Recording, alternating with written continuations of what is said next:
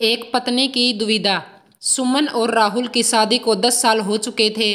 दोनों का रिश्ता प्यार और समझदारी से भरा था, लेकिन वक्त के साथ रिश्तों में बदलाव आना स्वाभाविक होता है। राहुल अपने ऑफिस के काम में इतना व्यस्त रहने लगा कि सुमन को अब अकेलापन महसूस होने लगा था। शुरुआत में सुमन ने इसे नज़रअंदाज किया, यह सोचकर कि शायद यह एक फेज है और समय के साथ सब ठीक हो जाएगा। लेकिन धीरे धीरे उसकी शिकायतें बढ़ने लगी। राहुल ऑफिस से देर से आता, घर पर भी काम में डूबा रहता और सुमन की बातें अनसुनी कर देता। इसी दौरान सुमन की मुलाकात कबीर से हुई। कबीर उसके कॉलेज का पुराना दोस्त था, जिससे वह सोशल मीडिया के जरिए फिर से जुड़ गई थी।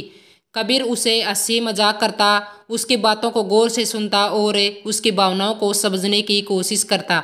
कबीर से बात करके सुमन को सुकून मिलता, एक ऐसा एहसास जिसे वह लंबे समय से मिस कर रही थी।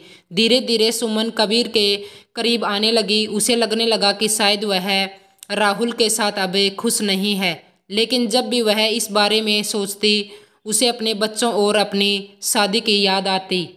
एक दिन सुमन ने राहुल से खुलकर बात करने का फैसला किया। उसने हिम्मत जुटाकर राहुल से कहा, मैं तुमसे बहुत प्यार करती हूँ, लेकिन अब हम दोनों में वो पहले जैसे रिश्ता नहीं रहा।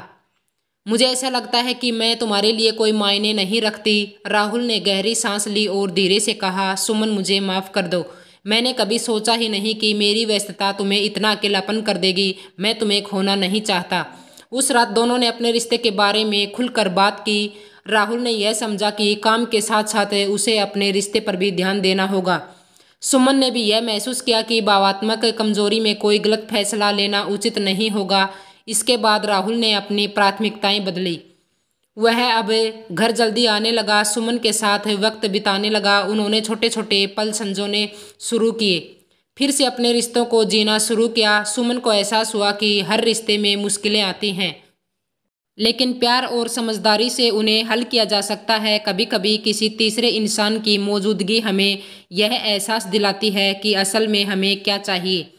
अस्थायी सहारा या अपने रिश्तों को संवारने का एक और मौका।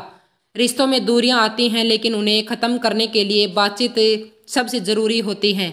कोई भी रिश्ता परफेक्ट नहीं होता, लेकिन अगर दोनों साथी कोशिश करें तो प्यार और विश्वास वापस लाया जा सकता है। दोस्तों, आपको यह कहानी कैसी लगी? अपनी राय कमेंट बॉक्स में ज़रूर शेयर करें।